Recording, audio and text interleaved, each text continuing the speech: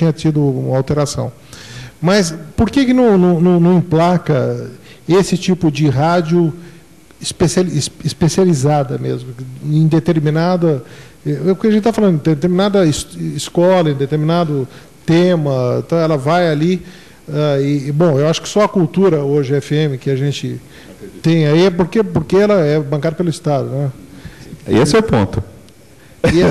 Mas porque a rádio comercial ela não consegue segurar isso? Então, o que a gente estava comentando exatamente. Aliás, eu também senti muito quando a Musical deixou. Aliás, não só a Musical, como uma série de outras rádios que a gente acompanhava e que a gente era fã e que até nos motivaram a trabalhar em rádio e foram passando, como é o caso da própria Rádio Cidade em São Paulo, que tive um período que eu trabalhei lá e que a gente sentiu muito.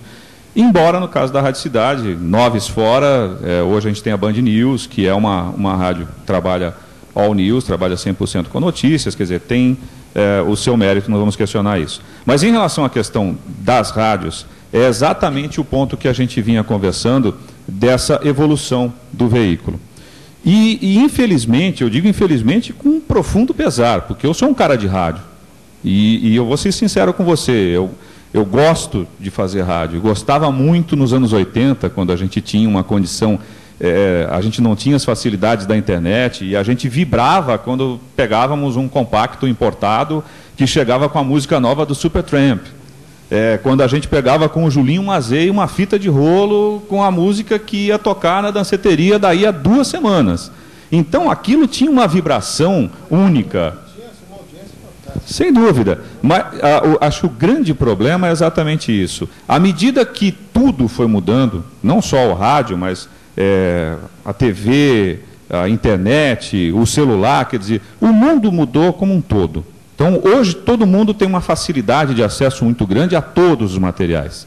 Seja pelas notícias, seja na questão musical, seja até nos podcasts, que hoje você tem programas específicos feitos única e exclusivamente via internet, que você vai lá, baixa, ouve no seu iPod, iPhone, MP, tudo.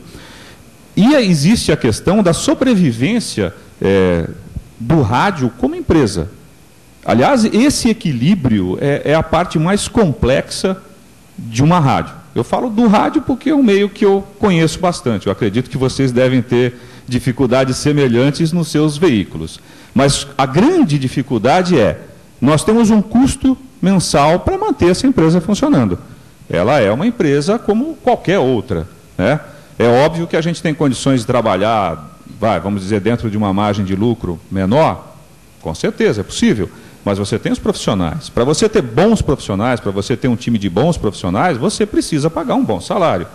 Infelizmente, essa equação não muda, né? De repente, você tem ótimos profissionais. Se você não oferece boas condições para esses profissionais, eles vão te abandonar. Isso, infelizmente, é um fato. Paralelo a isso, você tem a questão dos próprios investimentos. Agora, se a gente falar em passagem para o rádio digital, os proprietários de rádios vão ter um investimento muito forte. E vai ser um investimento que é inevitável. Tudo bem, tem seus valores, tem seus pontos positivos, é inquestionável. Digamos assim, não existe a menor possibilidade de a gente falar, não vamos participar do rádio digital. Idiotice, não existe isso. Exatamente, é fato, né? Então é um investimento que não tem como você dizer não vou fazer. E tudo isso acaba tendo a questão de valores.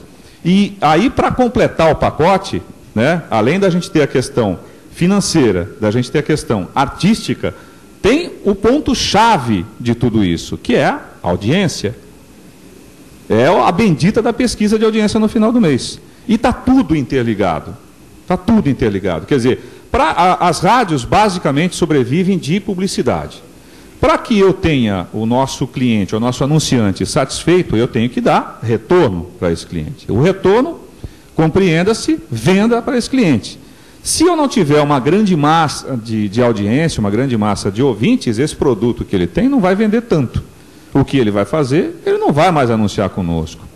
Então, é uma equação extremamente complexa. E aí, infelizmente, para a gente, né, que tem aquela coisa mais apaixonante, a nova geração que ouve rádio, ela tem um perfil diferente. De repente, ela gosta de algumas coisas que a gente, digamos assim, Ó, me desculpa quem gosta de NX0, Fresno, Stevens, tá? Eu respeito os fãs. Mas, infelizmente, se a gente for comparar um NX0 com o início do Capital Inicial, do Paralamas do Sucesso, do Legião Urbana, você entendeu? É música... Isso daí que é um gancho espetacular. Eu me lembro que tinha uma coisa na rádio, principalmente nas FMs, que era meio transgressora. Você deve se recordar isso, que eu acho que é um momento histórico da rádio, das FMs.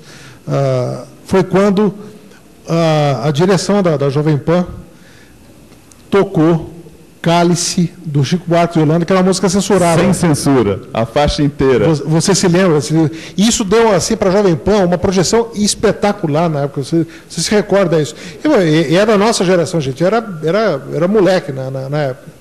E eu me lembro que eu ficava colado no aparelho de som para escutar o Cálice integral, e que era uma coisa extrema.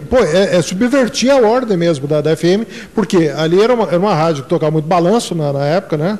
Era o Dance Music, né? Dana Summer, Peter Frampton, tocava vários. Conde Gang. Eu só queria voltar um pouquinho para essa questão que o Júlio colocou antes, da segmentação aí. Tem uma rádio que toca só MPB, né? A gente vê com a digitalização da rádio, a gente vê pelo menos nos Estados Unidos, a questão da rádio paga. Aí sim você tem a segmentação.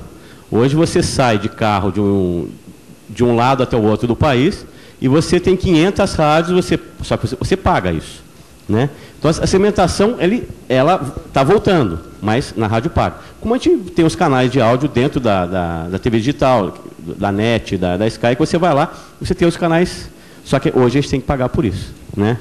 Fernando, aproveitando até, já que você tocou nesse lance existe dentro do rádio